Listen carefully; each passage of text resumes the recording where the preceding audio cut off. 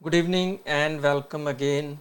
So today we are with the answer that I have asked in the previous video. So the first question is treatment of parotid duct stones if the stone is less than 4 millimeter up to 8 millimeter and above 8 millimeter. So the clear cut answer is these stones are which are smaller than 4 millimeter. These can be retrieved by Dormia basket.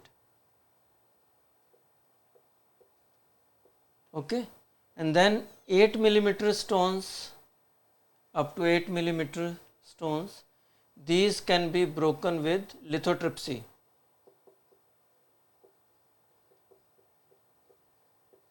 So at that site where the stone is present, that can be broken with lithotripsy and the small concretions can be retrieved either with the Dormia basket or it can be washed out with saline. Then stone above 8 millimeter.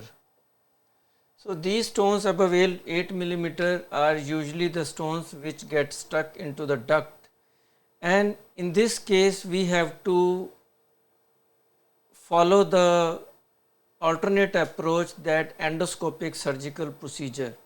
We can put the endoscope into the duct, we can visualize the stone, and then if it is in the duct we can give incision over the duct or we can break it.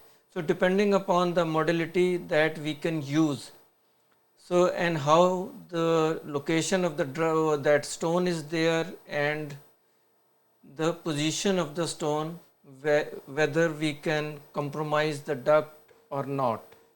So depending upon all those factors, so less than 8 millimeter simply by basket, up to 8 millimeter we can break with lithotripsy and we can retrieve the small particles, and above 8 millimeter we have to combine the endoscopic with the open procedure and we can retrieve the stone that is impacted. Then is the pleomorphic adenoma of the parotid gland, whether it is a benign or with malignant potential. It is usually a benign tumor and there is a potential for recurrence that may occur after 5 years, 10 years. So it depends upon patient to patient. So we can say that it is a benign tumor with malignant potential because there are chances of recurrence of the pleomorphic adenoma. Most common complaint associated with the parotid gland. So usually in case of children the problem is your mumps. So mumps is a viral infection that spreads through your coughing, sneezing, droplet infection is there. So whenever one child comes in contact with the other and there is sneezing or coughing by the infected patient, the other person can easily contract the disease. So mumps is a viral or bacterial, as I have already said that this is a this is a viral infection caused by the mumps virus and the mode of spread is your droplet spread through coughing or sneezing by the infected patient. So prodromal symptoms of mumps. Prodromal symptoms means once the patient has acquired the infection, so before the full blown development of the enlargement of the parotid, there are some symptoms like patient will feel feverish, malaise, weakness.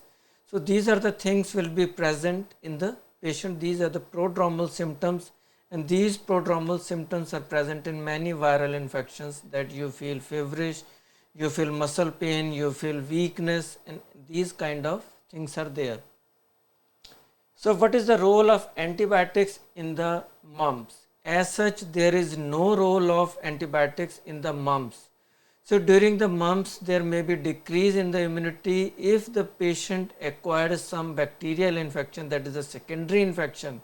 Only in that case you can give the antibiotics, that only on the prescription of the pediatrician or the doctor who is involved with the treatment. Then mode of spread of the mumps, as I have already discussed, that it can spread with your droplet method from one patient, infected patient, to the other normal patient. Mumps usually involve and occurs in mumps usually involve bilateral parotid glands and occurs in children. So atypical viral parotitis typically occurs in, as the mumps is a viral infection that usually occurs in the bilateral parotid gland, but this atypical viral parotitis usually occurs in the unilateral. So if the patient is not a child and you find that there is parotitis and you are suspecting that it is a viral, that means it is atypical viral parotitis.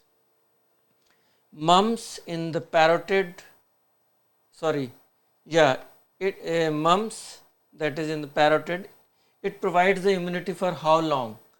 So mumps usually provide the immunity for a lifelong. Once the patient has developed the mumps, that immunity lasts for throughout the life of the patient. That's why this infection is commonly occurs in the children.